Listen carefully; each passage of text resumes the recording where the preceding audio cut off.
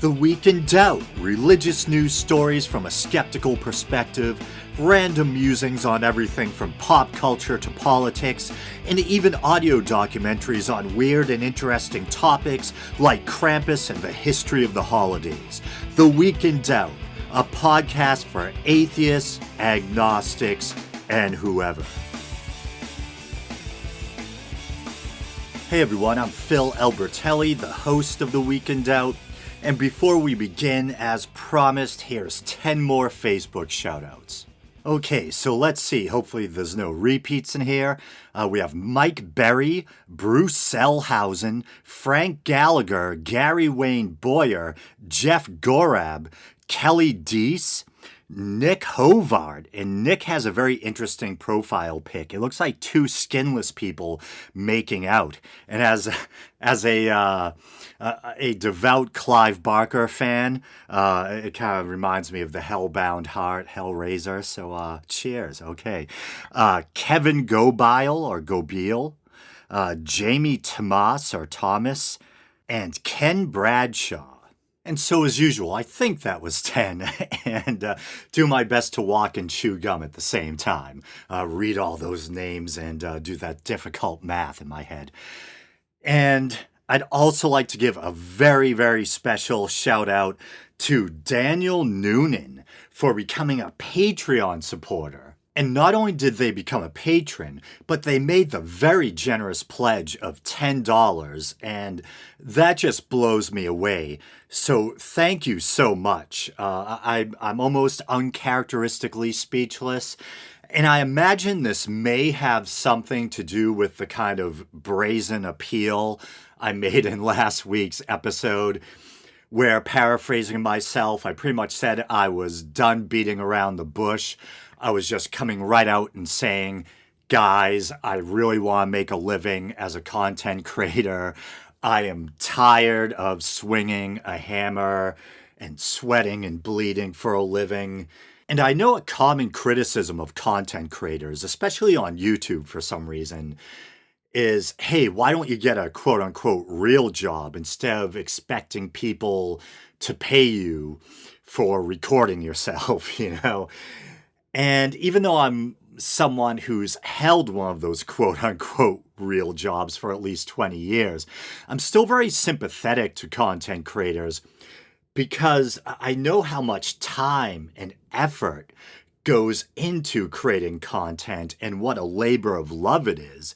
And to me, anything you can do to legally earn enough money to support yourself is a quote-unquote real job. But I guess the point I'm making concerning myself is, hey, either way, I've paid my dues. I worked a crappy warehouse/retail job right out of high school, and then I went into the family construction business where I'm still stuck. I'll put stuck in quotes. You know, it's really my fault I haven't gotten myself out of there. That's something I need to discuss with a therapist or with you guys, but it'd probably be like a 2-hour special episode. Point being, once again, I think I've done enough quote-unquote real work. Kidding, of course. I already explained that I think being a content creator is real work. But I think, hey, let me do what I love now and support me on Patreon. I'm not going to be shy about it anymore. And if you're one of those people who refuses to use Patreon out of principle, you can also pay me via PayPal. Just go to Podbean. That's where I host the feed for this show. Go to Podbean, look for the Week in Doubt podcast. Scroll down to the bottom of the page and you should see a PayPal widget. There's all that alliteration. Feels strange implementing it at the beginning rather than the end of the show. But hopefully you'll see that PayPal widget at the bottom and you can use that to donate to the show via PayPal. But enough shilling. I was just looking for an ambulance noise in my loops, but probably lucky for you guys, I couldn't find one. That probably would have been terribly annoying. I was going to use it for a kind of medical update segment. Isn't that annoying? I think there's a couple of raucous, like, heavy metal songs I like that have ambulance or police siren noises embedded in them. And I'll be driving down the highway. And no matter how many times I listen to the song, I'm always like, oh crap, do I have to pull over? Oh, should I slow down? I'm like, oh, it's the damn song. I think there's a Marilyn Manson song like that. I think there's also a Wayne Static or a Static X song like that too. And pardon the sudden ambient noise. All of a sudden there's torrential downpours here in New England.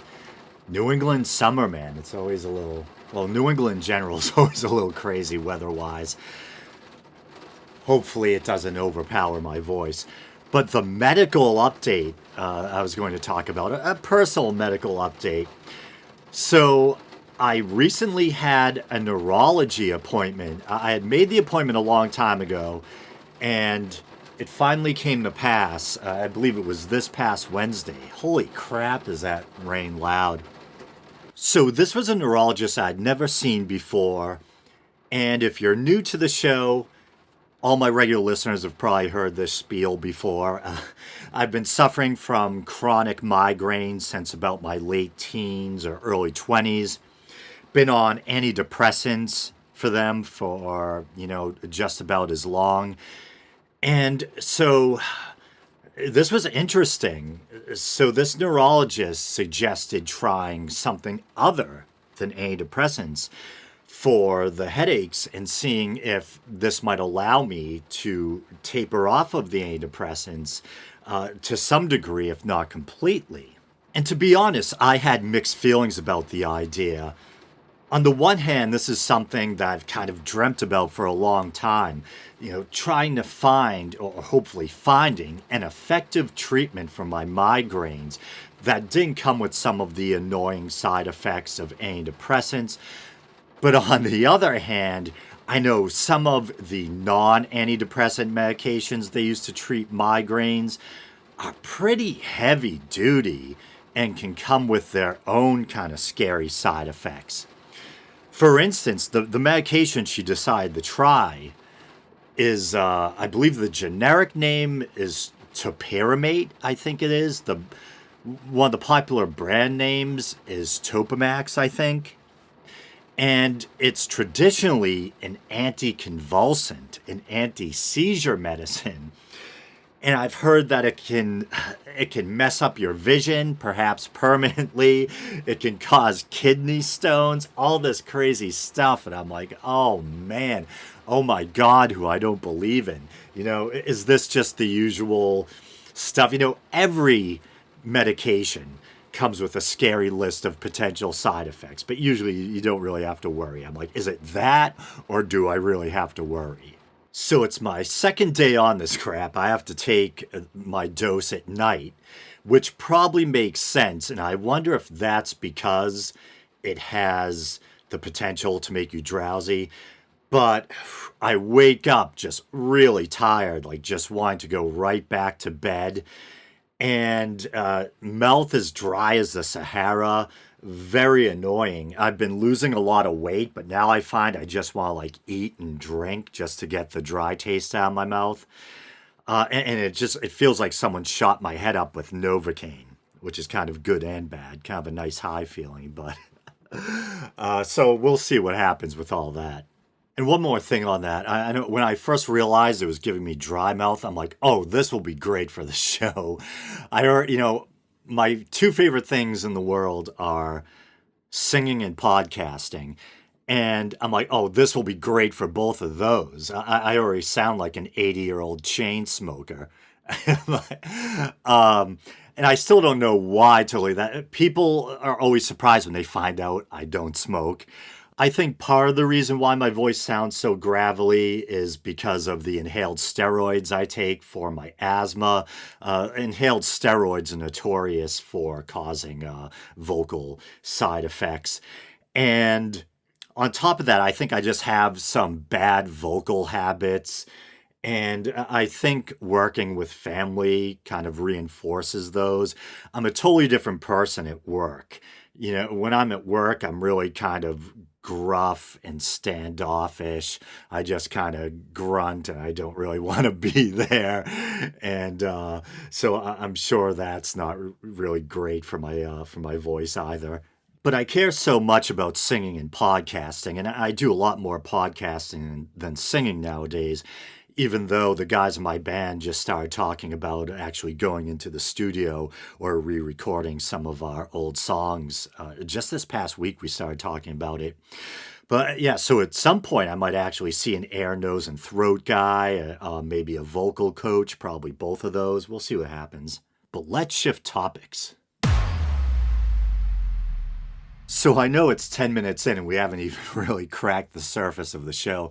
I don't know why I'm cracking myself up. Maybe it's the Topamax. But a bit more housekeeping to take care of. So YouTube viewers might be wondering why I haven't published any videos recently. Well, the week before last, I had fallen behind with the show in general.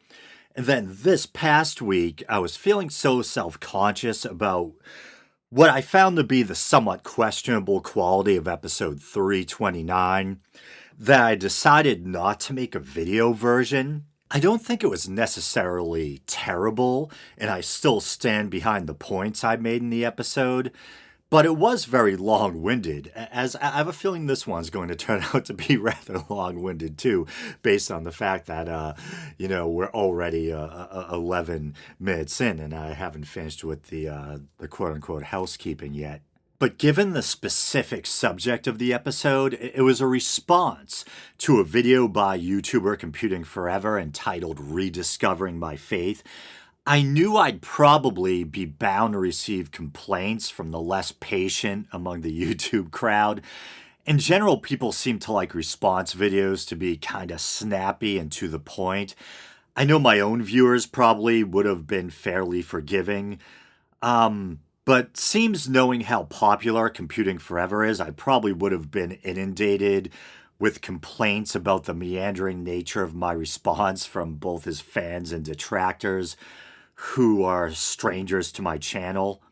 So that's why there was no YouTube video last week. If you're a YouTube viewer who doesn't mind my more long-winded episodes, you can still find the audio-only version of episode 329 in its entirety in the Weekend Out podcast feed. Just go to iTunes, Podbean, Stitcher, your podcast aggregator of choice, and you should be able to find the show. And I'll just try and give a very, very brief recap of what my issue was with Computing Forever and his video, Rediscovering My Faith. So first of all, if a person wants to re-embrace Christianity or any other religion, and it gives them a sense of satisfaction or comfort or fulfillment, that's fine. If I'm at a party and someone tells me they're a born-again Christian, they just rediscovered their faith, and wow, it's like a whole new lease on life for them. I'm not going to start tearing into them and, trying to rip all that away from them. I mean, in all honesty, just between you and me, it is one of my pet peeves in a way when I hear someone returns to religion just because, as someone who values logic, reason, empirical evidence, facts, I always wonder, I'm like, did they have to engage in some kind of cognitive gymnastics? How did they rationalize it? Or were they just so hungry for some sense of meaning in their life that they were willing to suspend their disbelief and embrace this man-made dogma once again or whatever? So in my own head, if someone tells me they're a born-again Christian or whatever, or that they used to be an atheist, now they're I am going to be, there are going to be some questions floating around my head, But I'm not going to ruin the person's night or try to tear away this newfound comfort from them, you know what I mean? But where I think it's all right to take the gloves off, as I've said before, is in the public forum of ideas. I think it's totally different when you have an atheist debating a theist at a public event. That's completely different than if you find out someone's religious at a dinner party or a get together or something like that. You know what I mean? At a public event or in a public forum, I think you have a duty to the truth and a duty to all those who are listening or watching to be as honest and factual as possible and to try to point out the errors and contradictions and the weaknesses in your opponent's arguments. So if it gives Computing Forever the warm fuzzies to be a Christian again in his private life or whatever, that's fine. But when he gets on YouTube and starts talking as if we're living in this decadent Western dystopia brought about by the left, and the cure or panacea for that is Christianity, then I'm gonna have something to say. I'm gonna take some issue with that, you know? So if you want to hear my long drawn out response to that, and yeah, I do meander and take these little side excursions and digressions and go into, my own life and childhood, my own religious upbringing and stuff. Like I said, you can find that in the audio only podcast feed. So it looks like Richard Dawkins has a new book coming out, and this is from Hemant Mehta's The Friendly Atheist. Richard Dawkins' latest book, Outgrowing God, A Beginner's Guide, is now available for pre-order. Think of it as the God delusion, but for a teenage audience. It's not surprising for the author of a book that sold millions of copies to milk that cow and write a children's version. And he is, in fact, working on a similar book aimed at even younger children. It makes particular sense for Dawkins to do it since he said in The God Delusion, controversially, that pushing a religious label on children is a form of mental child abuse. The rhetoric was strong, but his point was sensible. He said the phrase, quote-unquote, Christian child or Muslim child was unfair to kids, too young to understand those religions. They never subscribed to those beliefs, so why were parents foisting their faith upon them? It made as much sense as saying, this is my toddler, he's a Republican. So a book about atheism geared at people finally old enough to think for themselves is right in his wheelhouse. According to its description, Dawkins plans to answer some of the biggest stumbling blocks young people have when they first begin to doubt their parents' religion. Dawkins explains how the natural world arose without a designer, the improbability and beauty of the quote-unquote bottom-up programming that engineers an embryo or a flock of starlings, and challenges head-on some of the most basic assumptions made by the world's religions. Do you believe in God? Which one? Is the Bible a quote-unquote good book? Is adhering to a religion necessary or even likely to make people good to one another? Dissecting everything from Abraham's abuse of Isaac to the construction of a snowflake, Outgrowing God is a concise, provocative guide to thinking for yourself. So it's funny, I really like Dawkins. I'm still a staunch Dawkins fan, and I really support him putting out this book, and I support the idea of trying to get young people to evaluate religion critically, to think scientifically, think for themselves. But if I wanted to nitpick, I could find a couple little things in there to kind of, pull apart. There is a lot of nasty stuff in the Old Testament, and I think that stuff is particularly dangerous when people insist on interpreting it literally and thinking that it's all right to do violence in the name of God, etc. And one of the stories that you'll often hear critics of religion bring up, sometimes even in debates between theists and atheists, you'll hear it, is the story of Abraham and Isaac, the binding of Isaac. And at face value, it is a really horrifying or morally abhorrent story. both God and Abraham kind of come off as monsters. You have God ordering the murder or sacrifice of a child, and you have Abraham actually being willing to carry this out, his hand being stayed at the last moment by the angel of the Lord.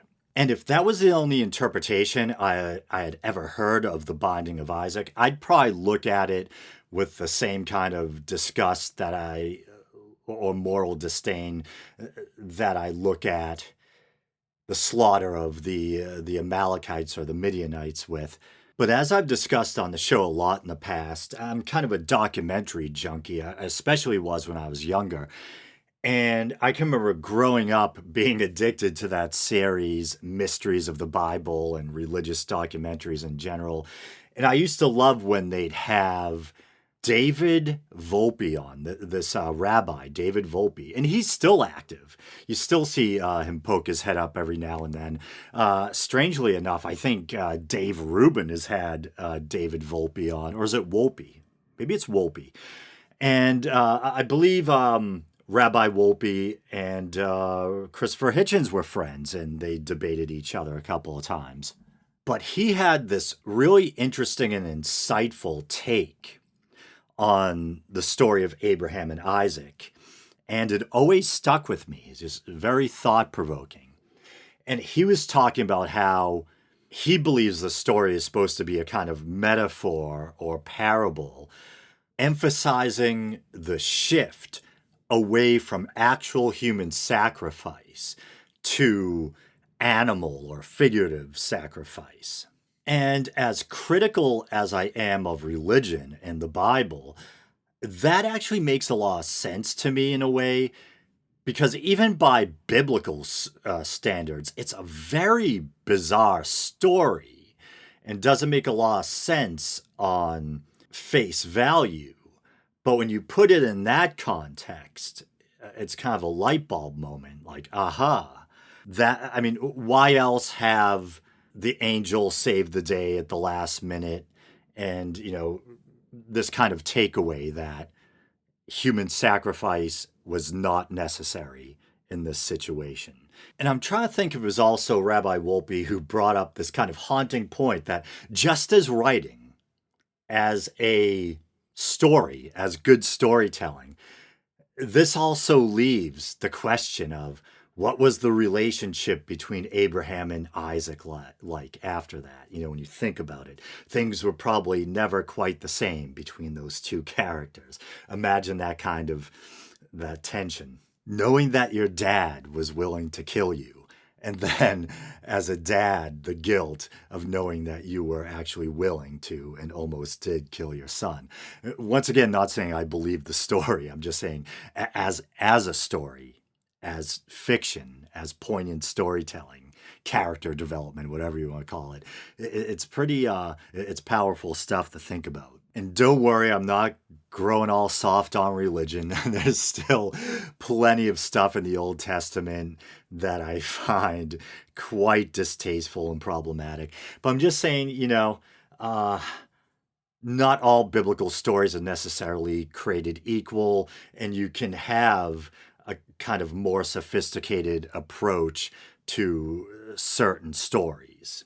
And the only other thing I might take a little bit of issue with, and once again, on Team Dawkins here, but when quoting this article again, it says, Dawkins explains how the natural world arose without a designer. And I lean towards the side of scientific materialism. I think that most likely consciousness is an emergent property of the brain. I think those big questions about the universe that we wrestle with, that science has begun to formulate some answers to, how can something come from nothing? What predated the initial hot, dense state of the Big Bang or whatever? I think most likely there are naturalistic explanations for that stuff, but we just have trouble wrapping our limited mammalian brains around that stuff. Our brains are probably pretty much design's a loaded word, but shaped by evolution for survival, not necessarily for figuring out the mysteries of the universe. So I think that's probably most likely right or accurate, that most likely the natural world did arise without a designer. But end of the day, it's fine to call me an atheist. I even refer to myself as an atheist at times. But if you were to put a gun to my head, wow, what a disturbing visual. I would say technically agnostic atheist. You know what I mean? So I still don't think we have all the answers. And know exactly how, I don't think we've exactly finished putting all the puzzle pieces together. But yeah, I could nitpick a little, but I think most likely that is the case, that the natural world did arise without a designer. I just don't know if I would necessarily go as far as to state it as definite fact. But this kind of segues nicely into the last clip I wanted to play. I was watching a recent episode of Joe Rogan's podcast, and I think I've seen him interview this guy before. This guy, Reggie Watts. I like when he's on the show, but I actually don't know much about him. I guess he's a comedian / musician, and they got a bit into this stuff, into, the mysteries and origins of the universe. So maybe I'll play that now. It's like, let's say the mushroom thing is true, right? Yeah. So in essence, humans became humans with the intervention, if you will, of a natural psychedelic substance, which then expanded the mind and enabled the growth of that mind, the acceleration of intelligence, self-awareness, like light speed. Mm-hmm. And so in essence, like God created man or whatever, like that idea. It's like, well, in essence, it is the if you think of God as the universe or whatever, I that's one way of thinking of it. God, collective consciousness, whatever you want to call it, like that intervention or the ability to see or sense that expansiveness of that collective intelligence could be attributed to God. So therefore you could say, well, I was never a blah, blah. It's like, well, yeah, you are from that, but what created you was something more cosmic. So, and if that's even true. Well, I was reading a quote today that someone was mocking from Piers Morgan, where he was talking about atheists and not knowing what happened before the Big Bang, not knowing how no one has any answer for what happened before the Big Bang, and about how this made sense to him. That this is, I think the way he was saying it was somehow or another it was evidence, or at least in his eyes, of something more superior. Oh, here it is. No, atheists can never say what was there before the Big Bang. They just say nothing, and they can't explain what nothing actually is. No human brain can, which is why I believe in something that has superior powers to the human brain. Well, first of all, that's kind of oddly worded. Superior powers to the human brain. If by that you mean a creator, a sentient creator god, then no, that's kind of a God of the gaps thing. Now you're going too far in the opposite direction for me. That's quite a leap. Just because you can't wrap your mind around something that there may be a naturalistic explanation for, you jump to supernatural creator. And let's say, for the sake of argument, there was some supernatural force or creator behind it all. It still doesn't tell you which God. It's still a hell of a long way from meaning that the Bible or Christianity or any of the Earth's man-made religions are right. Well, that makes sense. That there's definitely Brian Cox went after his ass. What did Brian Cox say? If you mean the hot Big Bang, then there may be a period of rapid expansion known as inflation. This theory is able to account for the observed features of the universe, including the CMB power spectrum and the flatness and horizon problems. I love it. Brian Cox just came at him with the science. I love it. I know what he's trying to say. That's how you do it. I know what he's trying to say, what Piers Morgan's trying to say, and he's right. No one has an answer as to why this thing why the Big Bang happened.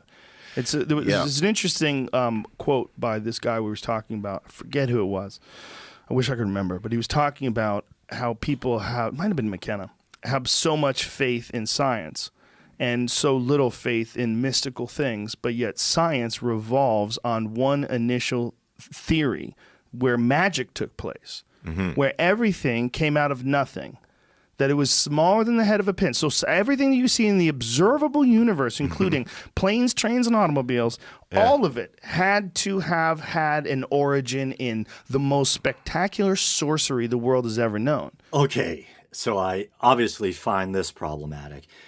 And I'm actually a fan of Terence Mckenna. I love Terence McKenna is gone now, but I still love listening to his lectures. I have a couple of his books on my bookshelf.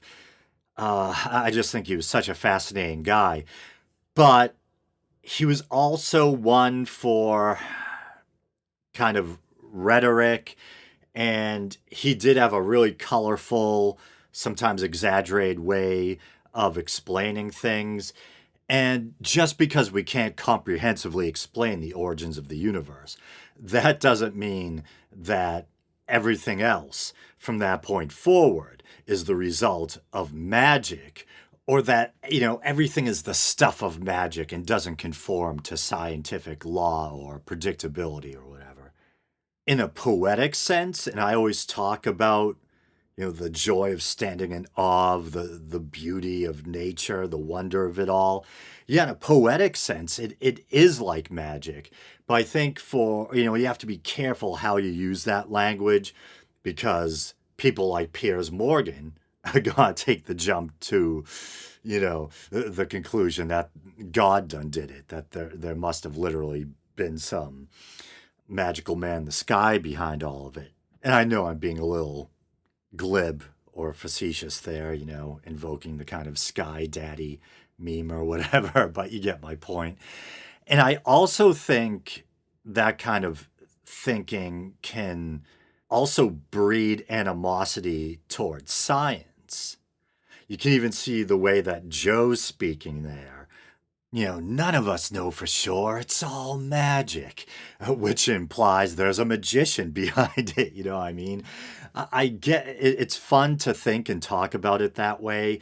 And it really, like I was saying earlier, when I was trying to be cautious in the other direction, yeah, we don't know all the answers. We haven't put all the puzzle pieces together. But at the same time, I think it's good to have, and I think Joe does have respect for science, but you want to watch how far you go when you're talking about magic and all this and kind of undervaluing what we do know scientifically. And, there's the implication that if it's magic, that means there's a magician behind it, as I was just saying. So, you got to try to keep everything in context. Okay, but with that, I'm probably going to call this episode a wrap. Thanks for listening, everyone. You guys know the drill. Please like the Facebook page. You can follow the show on Twitter. You can check out the YouTube channel. Maybe you're doing that now. If you want to support the show financially, please do, man. I welcome it. Become a Patreon supporter. You can also use the PayPal widget at the bottom of the Podbean page. There's that alliteration again. All right, brothers and sisters, until next week.